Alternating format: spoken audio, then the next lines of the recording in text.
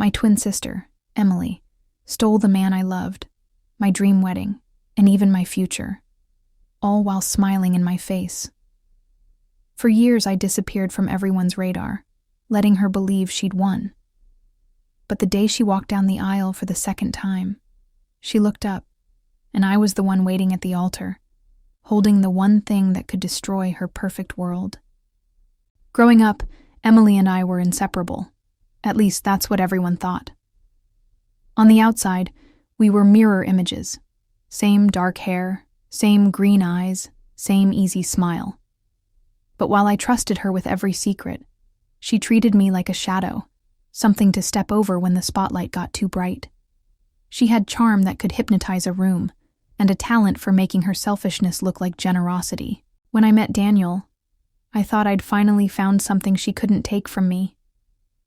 He was tall, soft-spoken, with a dry wit that made me laugh even on my worst days. I introduced him to Emily because, well, she was my sister. I thought she'd be happy for me.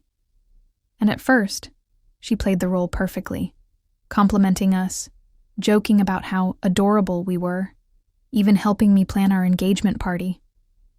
But I started noticing the little things. How she'd linger just a second too long when she hugged him. How she'd find excuses to borrow him for errands I could have easily handled. How his eyes, my safe place, started flicking toward her more often. One night, 3 months before our wedding, Daniel sat me down. His voice shook as he told me he couldn't marry me because he'd fallen in love with Emily. I don't remember crying. I remember silence. I remember the sound of my own heart breaking and wondering if I'd even survive it. And then, I remember Emily's face. That tiny, smug smile she tried to hide behind fake pity. They got married the following year. I didn't go. I couldn't. I moved away, cut contact, and built my own life in secret. But the thing about sisters, even toxic ones, is that their name still comes up. I'd hear about their perfect life, the house, the parties, the vacations, the whispers about Emily's flawless marriage. It was 4 years later when I found out the truth.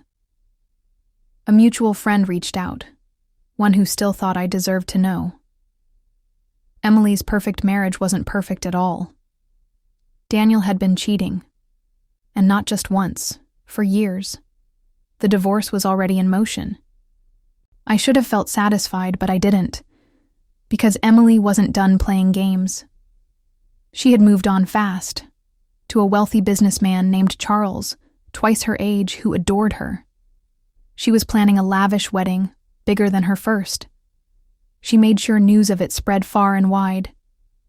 That's when my plan formed. Not a scream-in-her-face kind of revenge.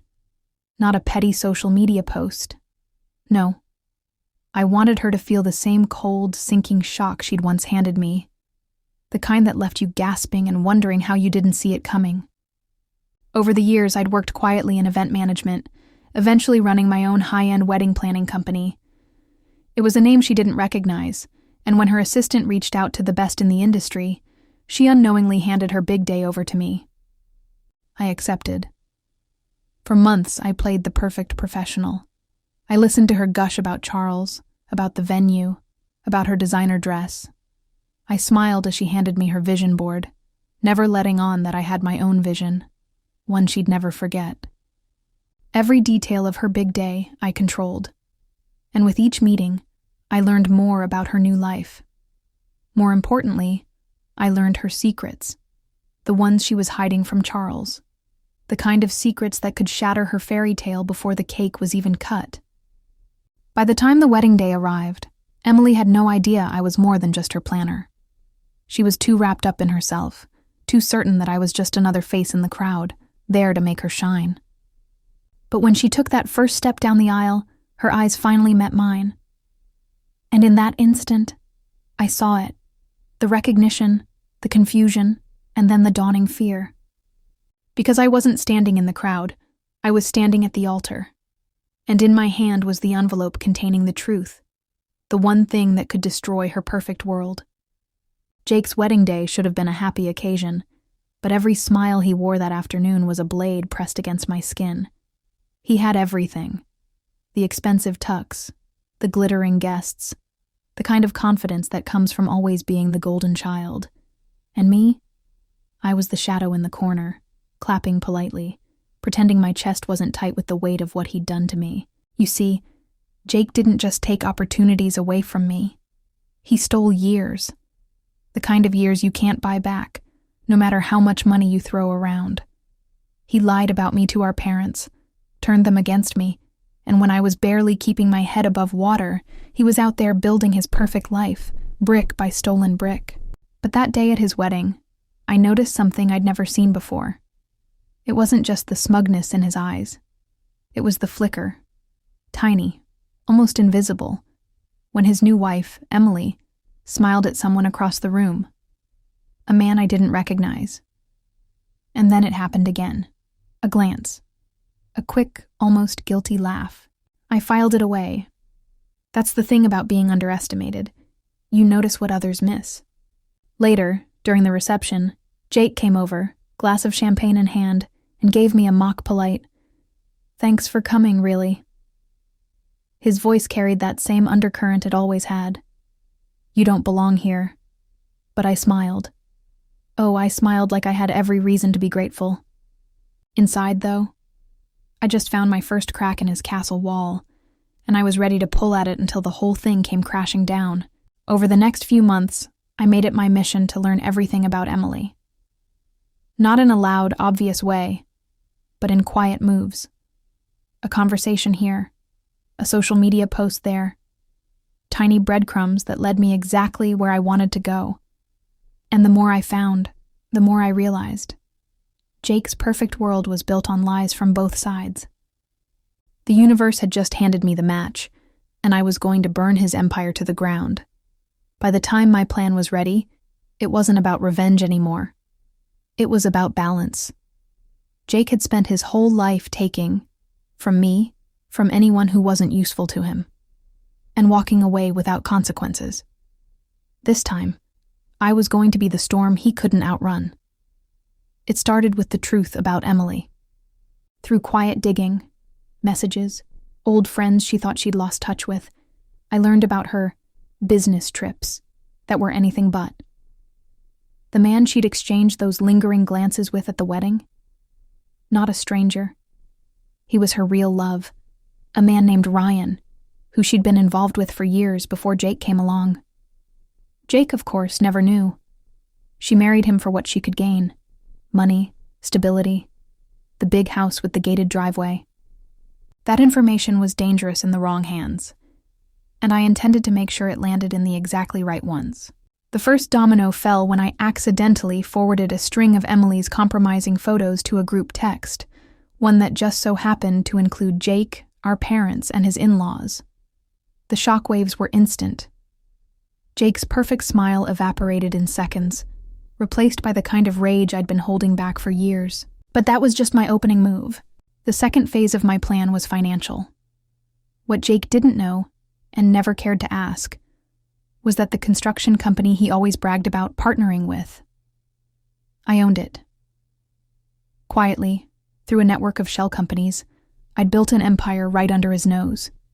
He'd been using my equipment, my workers, and my contracts for years, believing they were the generous favors of a family friend. So when I pulled every single resource from his current projects, they collapsed overnight. Half-built houses, unpaid crews, angry clients. It all hit him at once. His phone must have felt like a grenade in his hand, going off with every call. By the time he realized it was me, the damage was irreversible. I remember the day he came storming into my office. His tie was loose, his hair a mess, and the panic in his eyes was something I'd never seen before. "You think this is funny?" he snapped, slamming his hands on my desk. "You're destroying my life." I leaned back, calm as ever. "No, Jake. I'm just showing you what it feels like to have someone take what you've worked for and leave you with nothing." His jaw clenched so tight I thought it might crack. He opened his mouth to spit some insult, but I slid a manila folder across the desk before he could speak. Inside were printouts, every shady deal, every corner he'd cut, every lie he'd told to land a contract. "If I send this to the right people," I said slowly, "you won't just be broke. You'll be in court for the next decade, maybe prison." His face went pale. "You wouldn't." I smiled. "Jake, you really don't know me at all." For the first time in his life, he left without another word. But my revenge wasn't complete until I addressed the audience that had fueled his ego all these years, the people he'd fooled into thinking he was the golden boy. I hosted a charity gala, one of those events where reputations are built and destroyed in whispers. I invited everyone, business partners, old friends, community leaders, and Jake. Halfway through the night, as cameras flashed and champagne flowed, I took the stage. "I want to thank everyone for being here," I began. "It's nights like these that remind me of the value of integrity and the cost of losing it." Then, I clicked a button, and the massive screen behind me lit up. Photos of Emily with Ryan, screenshots of Jake's forged contracts, proof of every lie, every theft, every betrayal. Gasps rippled through the crowd. Jake stood frozen in the middle of the room, Emily beside him, her face drained of color.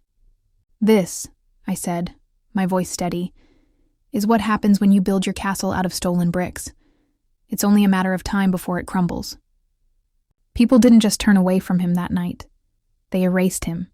His name, once a ticket into any room, became poison. Clients pulled out. Friends stopped returning calls. Even our parents, who once defended him blindly, couldn't look him in the eye. Emily left within a month, running straight into Ryan's arms. Jake tried to salvage what little he had left, but the world doesn't offer lifelines to drowning men who once enjoyed watching others sink. I'd like to say I felt sorry for him. But the truth? Watching him finally face the consequences was like taking my first real breath in years. And as I stood on my balcony weeks later, glass of whiskey in hand, I realized something. Revenge hadn't made me bitter. It had made me free. Because sometimes the most gratifying justice is letting the world see the truth you've known all along. So to anyone listening, if someone's been stealing your light, don't just wait for karma. Be the storm.